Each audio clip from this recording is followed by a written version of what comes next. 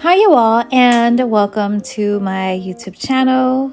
For those that are new, welcome, and I hope you guys subscribe. For those returning, thank you for being here. Today I have for you a Southern classic red beans and rice, and I'm happy to bring this recipe to you guys. It's been a very rainy week in California, even snowing in some areas, and this is the perfect meal for this time. All right, so let's get started. Whenever making any red beans and rice, and with fresh beans, for this recipe, it's just red kidney beans, you have to give that a pre-soak to get those beans loosened up for you to cook. If not, you will be cooking it for 8 hours. So if you can, get your beans soaking overnight or at least 6 hours soaking. And that makes your cooking process much less time than if you don't. You can also substitute for canned beans in this recipe. That's totally your choice. But all right, well, let me get into what we're doing here. So I'm basically getting our veggies prepped. For this, we are going to use some celery, onion, bell pepper, and garlic, which is, if you know Southern cooking, it is the holy trinity. That is the base for most Southern dishes. It's the foundation and flavors of that cooking, basically. So we got our onions. I only use about a half an onion, 2 celery ribs, and half of a green bell pepper. You can use red bell pepper as well. It's your preference. And I am pressing some fresh garlic here. I'll, at the bottom of the description, link in the garlic press and my favorite knife that I use. I'll link both, and I have a discount code for the knife as well. And we are going to be using Idell's Cajun Andouille sausage. So authentically, red beans and rice is with an andouille sausage, which I actually just recently learned it's actually a French type of sausage, which makes sense because Louisiana cooking is heavily French inspired due to the historics of that. We're not doing a history lesson today, but you guys get it. So anyway, we get a good deep pot. And I'll link the pot set below as well. And I get some olive oil down in that pan, and then add in the sliced andouille sausage. We want to we'll get our meat cooked. I like to get it really nice and caramelized, but we also want to render that seasoning from that, which starts our flavor building of our red beans and rice. And then we get in our veggies in that same oil that we fried our meat in, which is our onions, celery, bell pepper, and our garlic. And we're going to get that basically sweated out here and get those flavors released, and adding again to our flavor building of this recipe.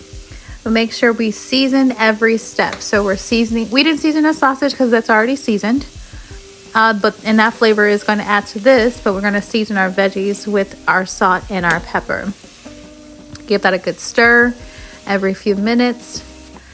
And again, let those get sweated out and pretty translucent. I'm going to also use a pork ham hock in this recipe. It's optional if you'd like, but I like a little bit of a ham hock as well as my andouille sausage in my red beans and rice. And here we're going to get our seasoning going. So for me, no Creole dish is done well without your Slap Your Mama Creole seasoning. And I did a tablespoon of that. My next spice I add here is the smoked paprika. 1 tablespoon of that as well.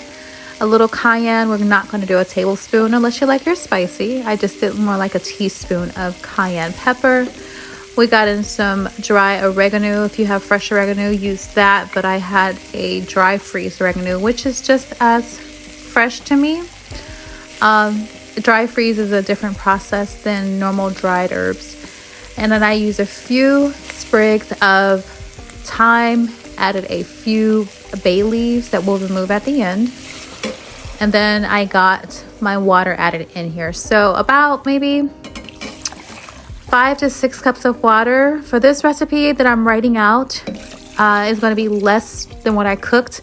I doubled my bean recipe because I wanted a lot of it. So keep in mind, the recipe will look less than what I am cooking here, unless you want to just double what I did.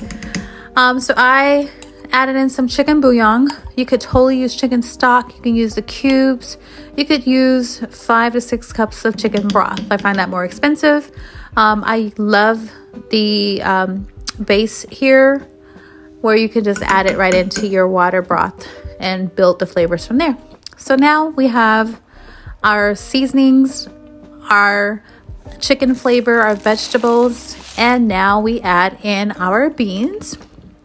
And then we're going to add in our sausage. And pretty much this will cook until it is ready. So get that mixed well, and we're going to get that covered. I allowed mine to cook for probably about 2 hours, low and slow. You can cook it, and it depends on how long you soak your beans, but you cook it until your beans are tender.